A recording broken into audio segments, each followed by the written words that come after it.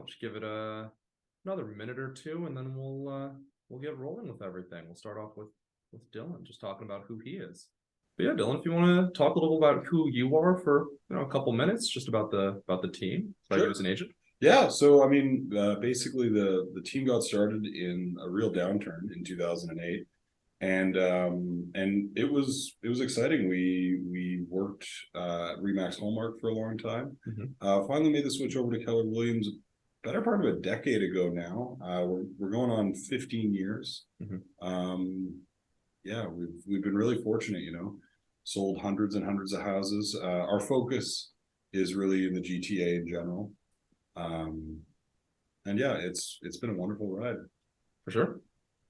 Yeah, and Marisa, if there's anything you want to say kind of about your team. Yeah, sure. We also have been doing mortgages, I feel like, forever. It's been kind of a family business. I think so. My dad started our mortgage business, I want to say about probably around the same time, actually, around like 2000, maybe 6. Yeah, so it's been a while. We joined in. We've been doing what me and my sister run the Codsi mortgage team, and yeah, we have serviced many different clients, all types. We have first time home buyers, we have people upgrading, downgrading, all sorts, everything under the sun. Yeah, our motto in mortgages, because I do feel like it's one of the most complicated things for people to do, is if we can at least alleviate a little bit of stress within the process, then we've done a good job. And I feel pretty confident that we're good at that. So yeah. Yeah, it's really nice too, because this industry in general is really one of the last big ways for people to change their lot in life financially. And one of the reasons we're so excited, and I'm sure this is the same with your family, Marisa, is just it's so wonderful to be able to help someone make that jump into real estate ownership, especially the first one. And if you're going to do one thing to really change your financial position, it's crazy what a shift it makes owning that one property. I mean, between the capital exemption rules, the capital gains exemption rules, and just all of those pieces, it really just changes the field of play when you get in on that. So it's really something that we're pretty passionate about helping people do, that first one in particular. Of course. Yeah, so for anyone who just joined, this is our first time homebuyer seminar. We're going to structure it kind of basically what the buying process would look like from start to finish. We have Dylan over here, who's going to be talking about the realtor aspect of things, and we have Marisa, who's going to be talking a little bit more about the mortgage side of things. So we'll start with Dylan first. When a new buyer really decides they're ready to buy, what's kind of the first step for them? Well, I think that it's important to sort of start assembling the team and figure out who's going to do what for you. And in my opinion, to be honest, not to be pandering to Marisa too much, but ultimately you are step one. I think that having a good idea of what the financial landscape is going to look like, start projecting what certain homes would look from a cost basis monthly, because that's really what most families care about. I think getting with a good mortgage broker right out the gate. And my personal preference is that it's a unified front. So I believe that it's really important that you have a high level of communication from the finance, the mortgage company, all the way to the salesperson, that team really gels and works well together. Because if there's a nuance to the trade from a financing perspective, I need to know about it, because it just will help me make sure that the clients are well protected and that they don't expose themselves in a way financially that we don't intend to have happen. And in terms of like that meeting, is that kind of where they would get like either pre-approved or pre-qualified? Well, we should actually kick this over to Marisa, because I depend on her professionalism to carry us through that process. So what does that first meeting look like? Yeah, well, first of all, I just want to echo exactly what Dylan said. If I find most clients go to a realtor first, and as long as the realtor is sending them back to a mortgage person to go get that pre-qualification or even pre-approval, ideally a pre-approval actually. So the pre-approval is probably what you're looking for in the first sort of conversation. It's not going to happen right away. It takes time, but you're going to probably the same sort of idea as when you talk to a realtor. Your mortgage person is going to be looking at what do you want to do? What are your hopes and dreams out of this? And then from that, they're going to take into account and look at what's your income like? How much debt are you carrying? Differences between pre-approval versus pre-qualification. Pre-approval is when you actually when you're giving documents. If you're a person who's first time home buying and you go to your realtor and you have a pre-approval or a pre-qualification, that in all honesty doesn't mean anything. You need that pre-approval. If you haven't given documents to someone, then most likely you don't actually know what you can qualify for, and that's pretty misleading. Going back to your realtor, like someone like Dylan, and being like, yeah, I can totally buy $1 million home, but if you haven't given documents, you don't have that pre-approval.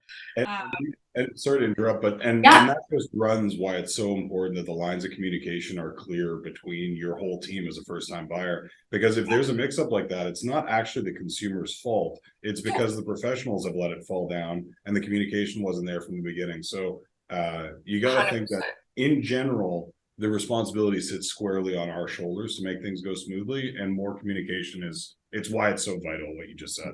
Agreed. And exactly like Dylan was saying, is that between a mortgage broker and your realtor, you do want that united front, because this way you're not going to fall through the cracks. You're not going to go and buy a house and then find out that you actually can't buy it, or you have to go get a private mortgage, maybe, if you can qualify. So yeah, united front for sure. Yeah, and from a transactional standpoint too, typically your first time home buyers are going to be in a pretty competitive price point, just because if you think about, the market at large, it's a lot easier to mobilize several hundreds of thousands of dollars if you're coming from a property you already own, because you've probably seen some appreciation on it.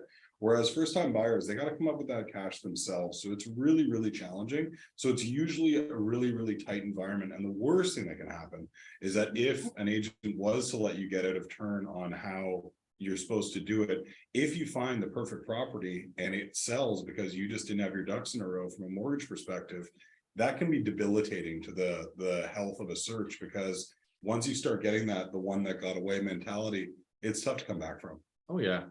And now a lot with the shifting market, there are a lot of buyers that are trying to, necessarily time it, or they're trying to get in at certain points. So in terms of that pre-approval process, how long would you say that it typically takes? Yeah, so for our team, pre-approval, honestly, the documentation portion is probably the longest. The way that we kind of work is we have a conversation with you day one. Within 24 hours, you're going to get a list of documents, a list of extra questions that we need from you. And then what I usually tell folks is, once you get those list of documents, you get to set the pace. So the faster you get us documents, the faster we can tell you what you qualify for. So if you get us documents in one day, the next day we can tell you what you qualify for, give you that pre-approval.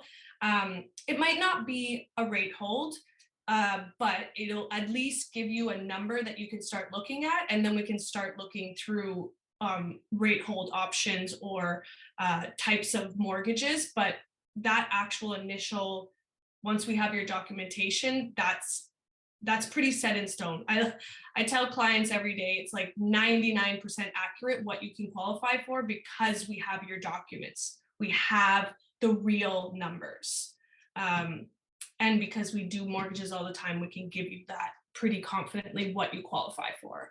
I'll also say that one of the great things about meeting with a mortgage broker is that sometimes there are products that you're not even aware exist. Like, for example, I had a client that family income was very, very high, but they didn't actually have any down payment. And the broker that I dealt with at the time was able to materialize a product that actually put them in a position that they were able to purchase something had they chosen to. So just, the funny thing is that with this business, a lot of the value from real estate agents and brokers isn't really telling you stuff that it's exposing what you don't know. And that's really something that I think you should hunt for when selecting an agent and a broker. Actually, and I just want to jump into even with the pre-approval sort of thing, doing it early will help you also figure out those issues out earlier. I would love for folks to come to me as a mortgage person like 6 months before they're even ready to buy. because then you can start talking about, do you need to save more down payment? Do you need to look at different options? How difficult is this deal going to be? What type of houses can you go look at? It just, a lot of the time folks will come and they're like, we want to buy tomorrow. And that just gives you no time to actually sit with the figures, sit with the numbers, sit with your realtor. And I just feel like it creates a lot more stress than necessary if you were to go earlier. I mean, even if you're like, we want to buy a house in a year, we just want to know what we qualify for. At least you can start early, know your numbers, and know where you want to be at for when you're ready to buy. So you can go in and talk to your realtor even throughout that process while you get qualified and stuff. And it's not a rush. Because again, you're never going to time the market. It's not going to happen. And to go back to his question about timing the market, though, the fact is that first off, I agree. I don't believe in it at all. But if you know what might be coming down the pipe from a rates perspective, or the realtor you're working with is able to actually express to you what's going on in the field, you do have more information that can guide your decision-making process. So the longer lead time you have, the more conversations you have, it'll just kind of get your appetite a little bit more wet in surrounding, knowing exactly what's going on, and therefore being able to make semi-informed decisions. Yeah, sure. Yeah. And you also brought up down payment. So I was just wondering, it's kind of the thing that's on a lot of people's minds. Is there any down payment assistance programs that you would recommend or that you would talk about?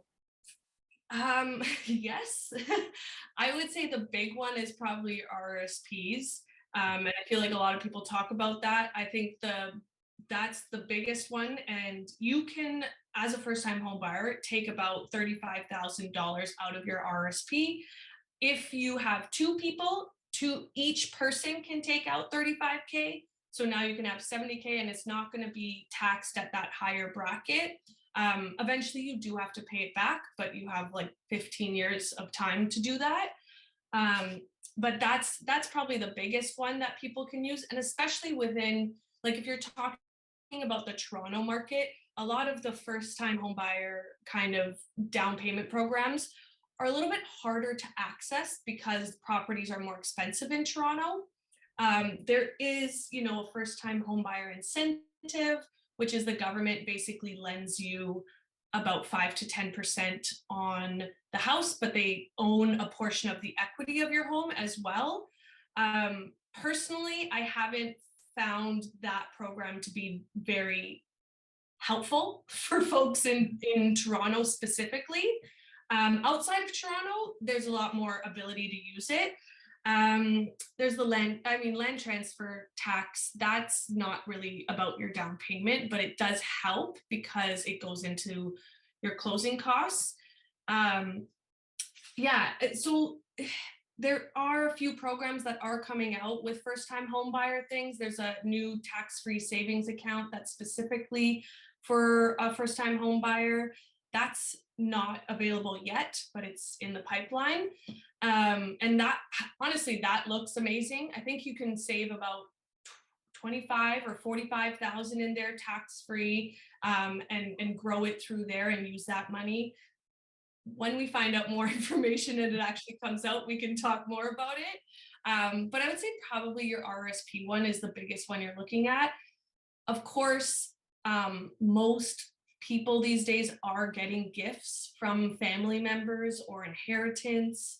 I think those are the biggest ways that people are getting down payments these days, unfortunately and fortunately, and your own savings. So there are programs out there, but definitely talk to your mortgage broker. Like this is part of when you're getting pre-qualified, like talk to your mortgage broker, talk about what options are available to you.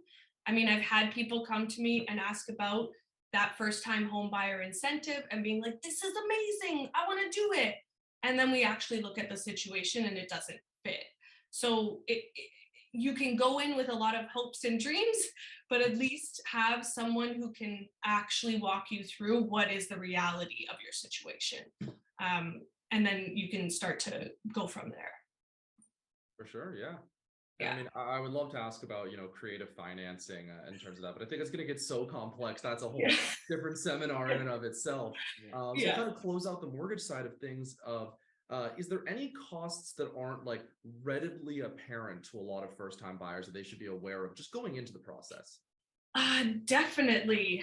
I would say, honestly, one of the biggest ones is closing costs. Because a lot of people will come to us and they're like, I have 200K of savings. I want to use all of this for down payment. Then I look at their situation and their actual financials, and that 200K is 100% of the money that they have. So what that tells me is they don't actually have 200K to put as a down payment, because a portion of that they have to save in order to pay for closing costs. You're looking at land transfer tax, and if you're buying in Toronto, there's 2 of those. Yes, there's a rebate, but you still will likely have to pay some amount of that. So there's a municipal and a provincial tax in Toronto. Outside of Toronto, it's just the Ontario tax, land transfer tax. There's appraisal fees, there's legal fees, and these are all things that will be like you have to pay before you actually get the house. So that will happen when you're closing your house, and that is something lenders will look for. Like, you have to provide a bank statement showing that you actually have the amount left in your bank account to pay for those costs on top of your down payment. So I would say those are probably the biggest ones. Of course, you can get into like moving costs as well, because most likely you're going to be moving. Utility hookups costs, if there are any. But those are probably the big ones. I mean, it kind of also just goes into budgeting. Like, those are the closing costs, but then you want to also think about what are going to be your carrying costs moving forward as a homeowner.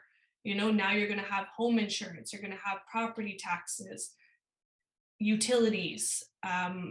These are all the other things that we like to build within a budget when we're talking to people before they actually buy.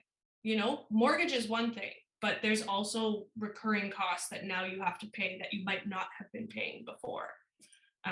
So you want to make sure that you're comfortable with whatever. I mean, I know I'm going past the closing cost conversation, but it's, again, like, I feel like there's so much to talk about in mortgages, but this is good for now. It just goes to show why it's so important to connect early and often. 100%. Yeah. I'm just going to kind of toss it over to Dylan now. So Sure. Let's just say that we've seen a bunch of homes. First of all, how long does the average buyer take, like, looking at different homes? How many homes do you think they take a look at? You know what? I don't think there is an average. I've had people that have helped shop over 10 years, and I've had people who have bought the first house they saw.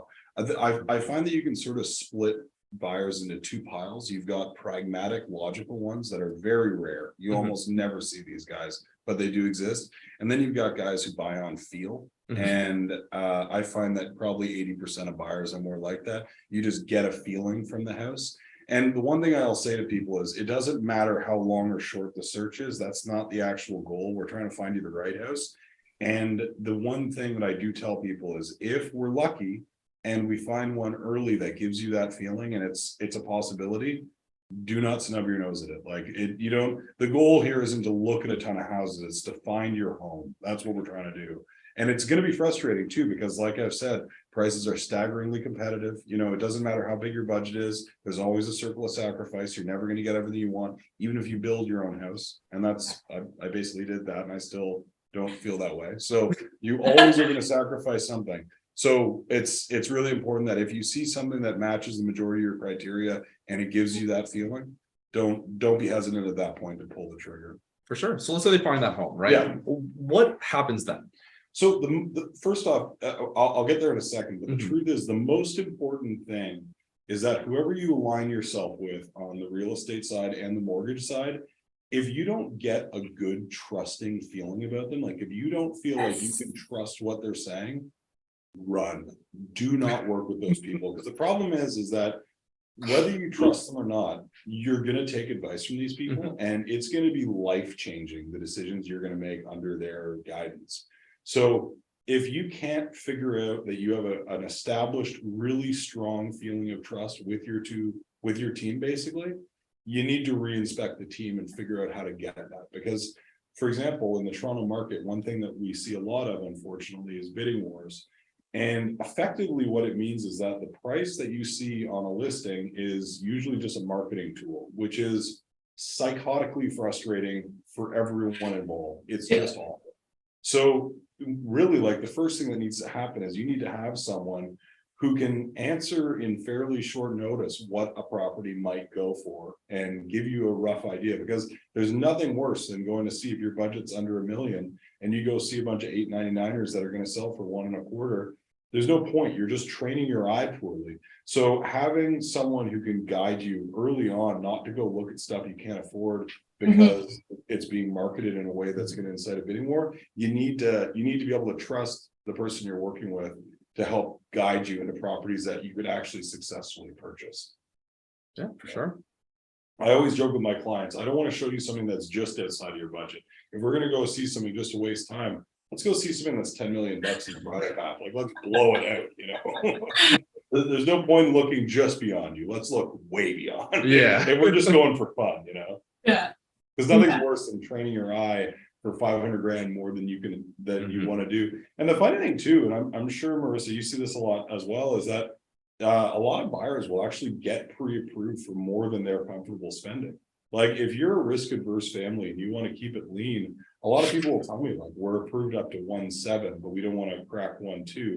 And then over time, they might decide that they want to go a little bit higher than the 1.2 just because they see more opportunity in the market for themselves. But that's one of the reasons, like, on my team, you know this, none of us ever consult on budget. It's none of our business. Whatever your family wants to spend and what's right for you, that's what we're after. We don't consult on where your budget should be. That's a family choice. We're just here to do the best that we can with what it is that you think you're comfortable with, or slightly uncomfortable with. Because the Toronto market certainly will stretch you around the edges. Yeah, I don't think it's ever going to be fully comfortable. No, you'll never get everything you want. It's always we call it the pie of real estate. It's location. It's a 3-piece pie: location, price, and finishes. And no matter what, you only ever get 2 pieces. So you choose which one you want to give up on. For sure. So let's say we found those 2 pieces of the pie. Yeah. What does the process look like from there? So hopefully, for first-time buyers, I really adore to target properties that are not doing bidding wars. When we talk about closing costs, home inspections are $500 a pop, almost $6. So, you know, if you do 10 of those, that's $6,000. It's a lot of money to just have evaporate.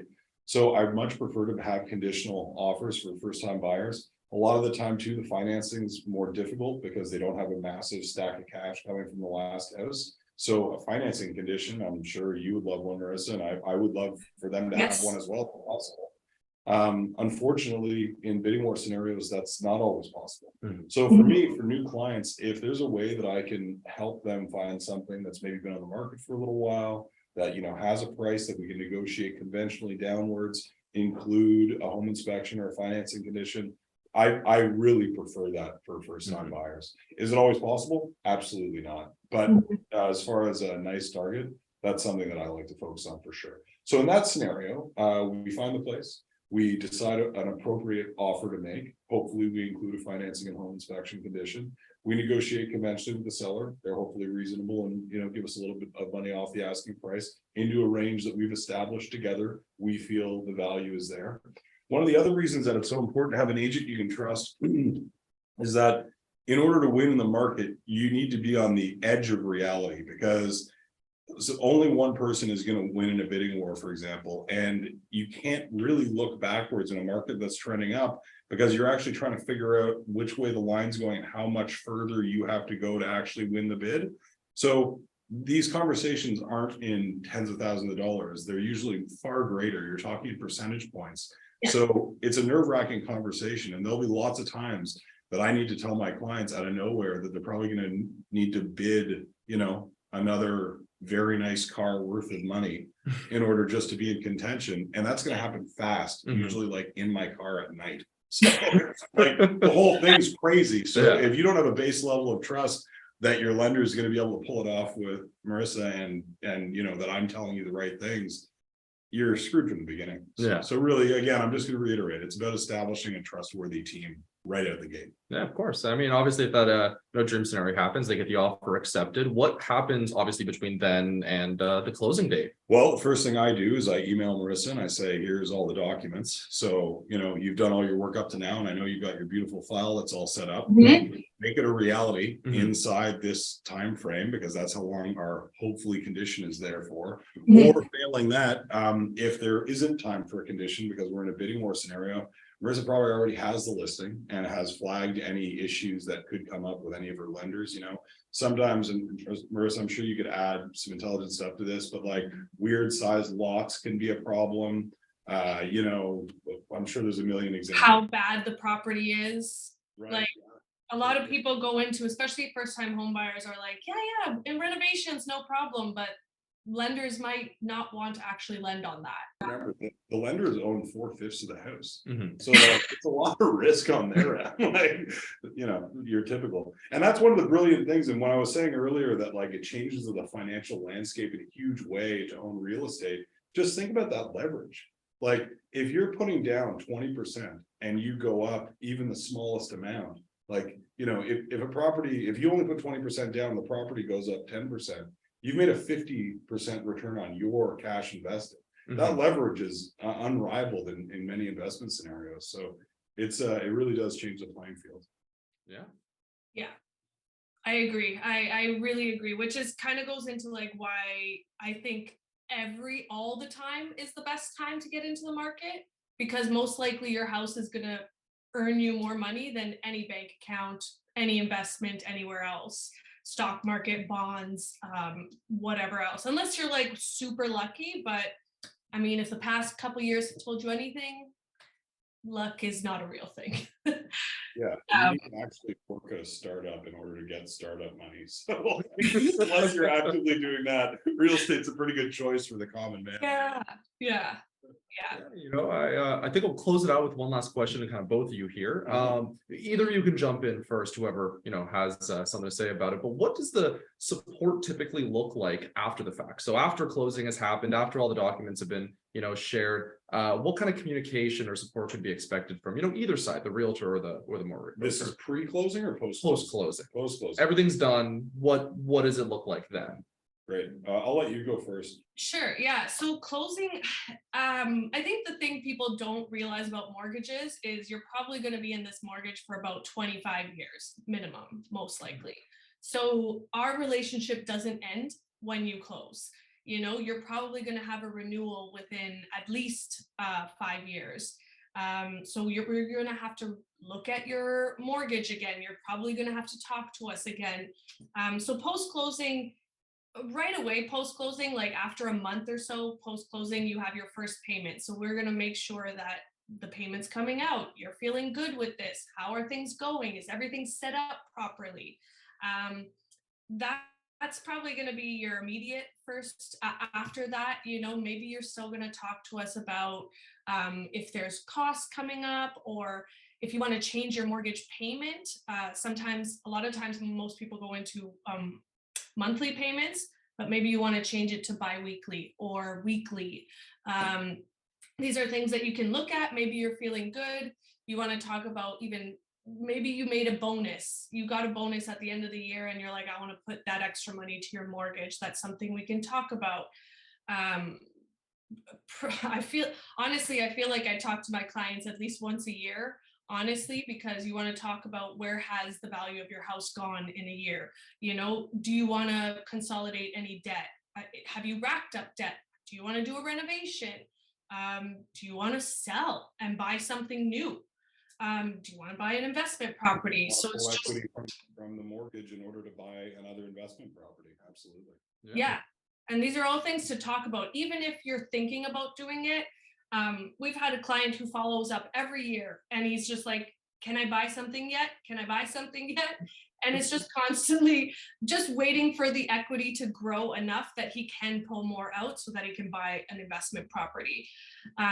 So yeah, it's really important that your relationship, like Dylan was saying, your relationship with your mortgage broker, even your realtor, is built around trust. You want to be able to, like, if your bank calls you and they ask you something, your next call should be to me and be like, hey, hey, Marisa, they just called me and said this, what should I do?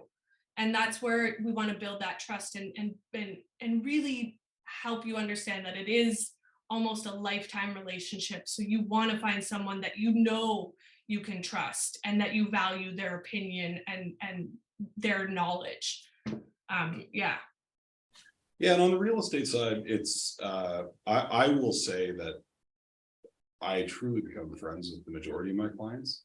But that being said, it really depends on them a lot too. Mhm. I have some people that it's a purely professional relationship, and they would, you know, they'll let me know when they need more information.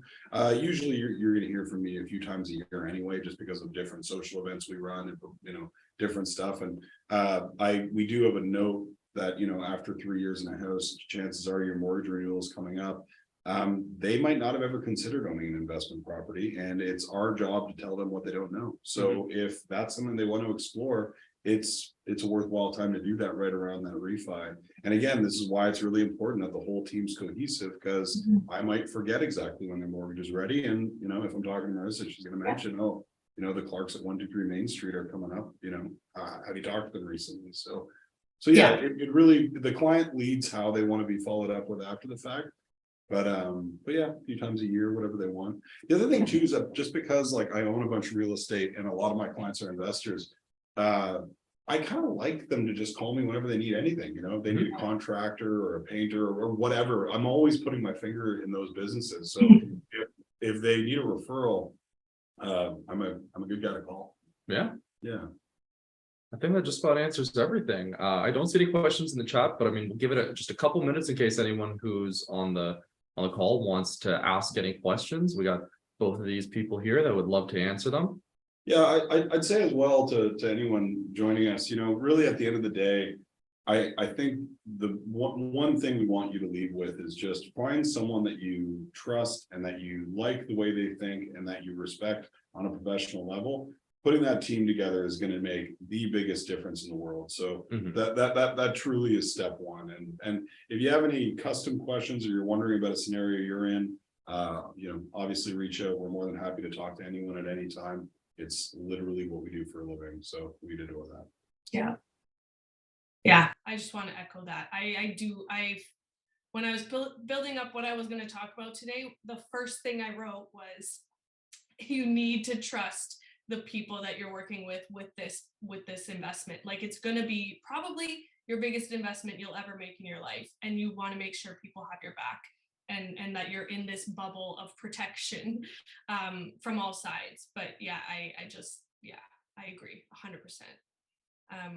Yeah, actually, I did want to kind of just touch on the down payment sort of thing, because obviously folks can jump in with questions, but I do think a lot of folks come to us and are like, okay, well, we have 5%, we want to put 5% down, we can do this.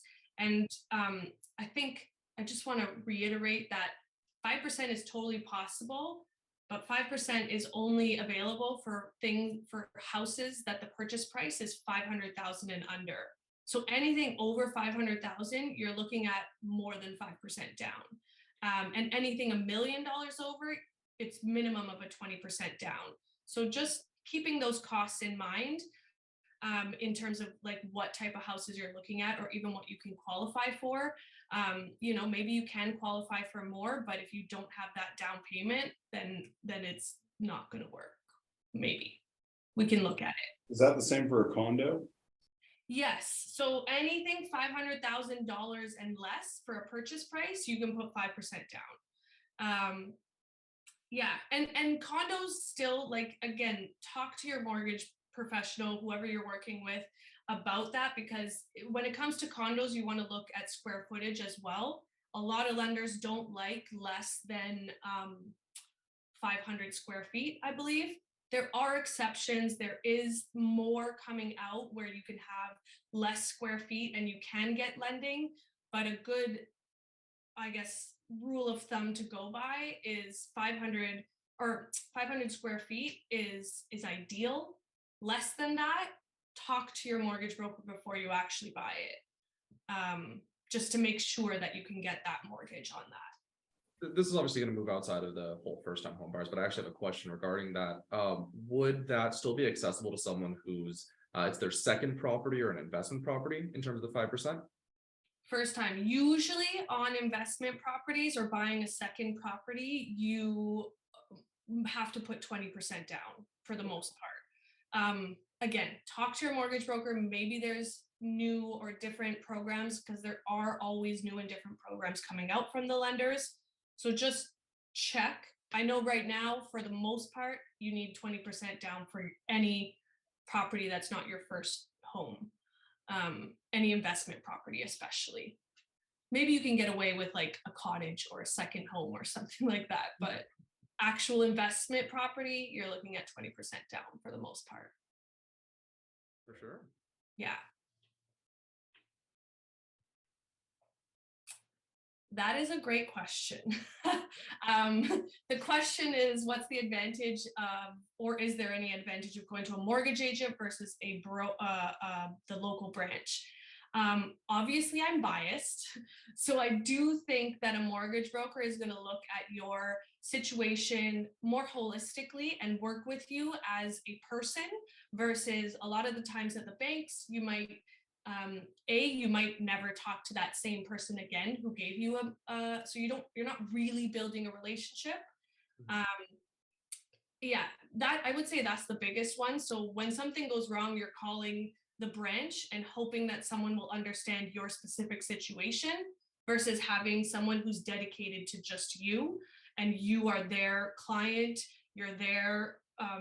They understand your entire scenario, what's going on, and are there to, what I like to say is, even they're there to hold your hand through the process. Whereas a bank is like, okay, here's your numbers. There you go. Now go. See you. Bye. I'll And that's it. also just add that banks only have their suite of services to sell, whereas brokers have access to a much wider range. Yeah. And yeah, that's a huge part. And frankly, Yeah. the brokers in the bank have like targets, but it doesn't, they don't have actual financial skin in the game to making the transaction work. And that's one of the ways that we are compensated, is by successful transactions. And that's important, because that's what your hiring is for, is to get you there in the end. 100%. At a bank, if it's Saturday afternoon and you know the person you were dealing with is with their kids, like, you're waiting to Monday. Yeah. So they're gonna get paid no matter what. They're getting paid no matter what they do. And exactly like you're saying, like for us personally, we work with about 30 different lenders. So we can also access what the bank is gonna offer you, plus everything else. So yeah, exactly what Dylan was saying. A bunch of really good questions that just came in, Marisa. In terms of the fixer-uppers, obviously we're talking about how some lenders don't like homes in really bad conditions. How bad is too bad? Like, where does that dislike kind of start beginning? If there's any way to kind of, talk about it in more vague terms. I would say right away, foundational problems. If there's foundational problems, you're going to probably have a difficult time getting qualified, especially if you're putting less than 20% down. If you put 20% or more down, you might have a little bit more leeway. Lenders will tend to trust that you have the ability to pay for a renovation. That's also something they're going to look for is, okay, so you're going to buy this fixer upper. Are you a contractor? Are you in construction? Why do you think that you have the ability to do this? And can you do it? And do you have the money to be able to do it? Or income? Do you have the income to be able to hold this? So it's a mixture of things. Like if it's very nicely priced, it's a good price thing. And maybe the renovations aren't as big as foundation, then you're probably in a better position. But honestly, if you're looking at fixer uppers, definitely when you look at it like a listing, an MLS listing from your realtor, and they're like, well, this is a really tired property, send that listing to your mortgage agent. They can tell you, looking at it, whether it's going to be difficult or not, and based on also knowing how much money you're putting down, how much money you're making, and those sorts of things. So a lot of different factors, but I know foundational problems are, lenders do not like that. because you pretty much are like tearing down the house for the most part. Maybe not tearing down, but Now, if the issues are largely cosmetic, does that same thing still apply? Like you're replacing some flooring, some cabinets, Yeah. throwing some paint on the walls. No. yeah, cosmetics is fine. Knob and tube wiring is also another big one that could potentially throw your deal out, and you won't be able to get a mortgage if you can't prove that you can fix that, or have the money to fix that. It's not a total no-go, like for sure not. But you do want to, with any sort of fixer-upper, cosmetics, totally fine. Maybe hot water tank, maybe they need to waterproof the basement, fix the roof. Those are sort of things that are normal and easy. So there's a little bit more leniency there for sure. And obviously we talked about, this is just relating to one of the questions that's in the chat. We talked about getting pre-approved, very early on. If you have more of a flexible time range in terms of when you're buying, or if you kind of anticipate that the buying process is going to take you a little bit longer, when should you get an updated pre-approval, or when do you need to get an updated pre-approval? Great question. So I would say anytime that you're looking to potentially buy, or like to re-enter into the market, just talk to, because if you are already working with a broker, they'll be able to be like, hey, the rates just went up, so actually now you can only qualify for this amount. Pre-approval, so like there's two things. So you can find out how much you qualify for fairly simply, and they can run those numbers really quickly. So I would say, if you read something in the news about the rates changing, maybe be like, hey, just wanted to check in, do I still qualify for this amount? And they can run those numbers like quite quickly. I mean, like Dylan was saying, we've had clients who it took them 5 years before they bought a house. And so in that time, we're constantly, updating it, making sure that it's okay. The other thing to think about with pre-approvals is, especially right now, because rates are rising, is a rate hold. So you can find out what you qualify for, but that doesn't necessarily mean you have a rate hold. So I would say most brokers these days are doing rate holds because we're in a rising interest rate market. So if I did a rate hold today, it typically is about 3 months. So in 3 months, that rate hold will expire. And if you haven't bought a house in that time, you need to resubmit for a new rate hold. Okay. Again, if you're working with a mortgage broker or a mortgage agent, they should be on top of that. And they'd probably be reaching out. If they haven't heard from you already, they're probably reaching out monthly at them, probably just to be like, hey, want to make sure you're still looking, or have you put an offer in? Where are you at in the process? So that they can start thinking about maybe putting a rate hold in a little bit earlier than that 3-month mark, because who knows, rates could go up really quickly in those 3 months, and you don't want to be at the end of 3 months and now you have a much higher rate. But again, even with a rate hold, if the rates go down, you can still access those rates, even if you have a rate hold. So 3 months is typically how long rate holds last or are valid. Yeah, so a lot of these typically happen on the broker side of things. It's not the client having to reach out and request it. Like a responsible broker is going to be the one kind of keeping you up to date on it. Yeah, if they're not, I'd maybe ask them about that. Ask them why they're not. Yeah. Yeah. Is there a standard rule of thumb for income versus mortgage qualification ratio? I think this is just more of a question of trying to figure out how to know when you're ready to buy. So before even reaching out to a mortgage agent, or a mortgage broker, what should you kind of be looking at? Income versus mortgage qualifications. What they used to say, this rule of thumb thing, pre 2 years ago, was something around 100K got you 400K of a mortgage. Mm-hmm.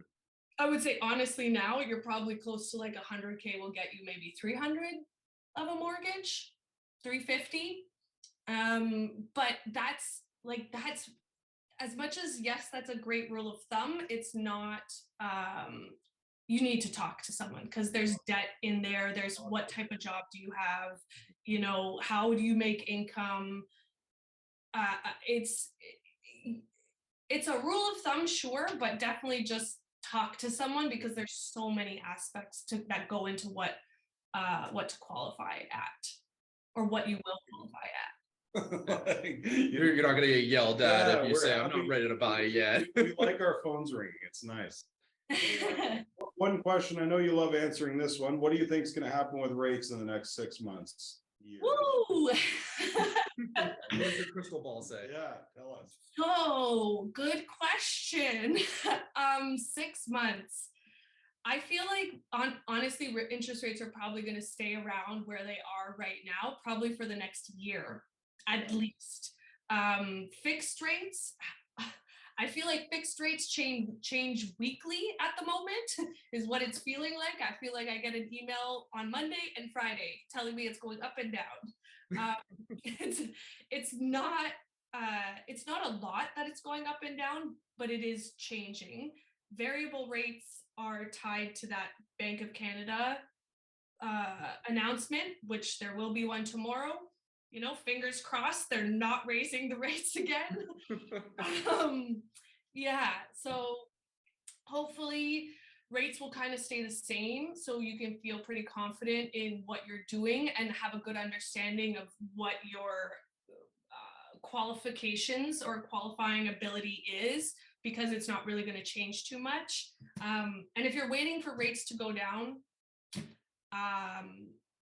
I don't know if you're actually looking to buy, because we don't know when that's going to happen. And when rates go down, prices are going to go up. So there isn't a win-win scenario here. It's just choose your battle. That's really the most heartbreaking thing about this moment in time, is that we've been waiting for house prices to soften forever, and now it's so expensive to borrow money. It's just the banks that are getting richer. No one's actually winning. 1000%. It's very frustrating, actually. It's really frustrating. That's a lovely depressing moment to end on. I know, I think that's the perfect note. I will say, if you got pre-approved a year ago, you should definitely go talk to your mortgage broker again if you haven't changed, because what you could qualify for a year ago is 100% different today. Yeah, I think that's the theme of the episode. But with that, I think we've taken enough of each of your guys' times. This was, Dylan over here and Marisa. So both of you guys were very lovely, and I think we will close out the webinar here. It's great. Yeah. Thank you, everyone. Of course. Thanks for joining.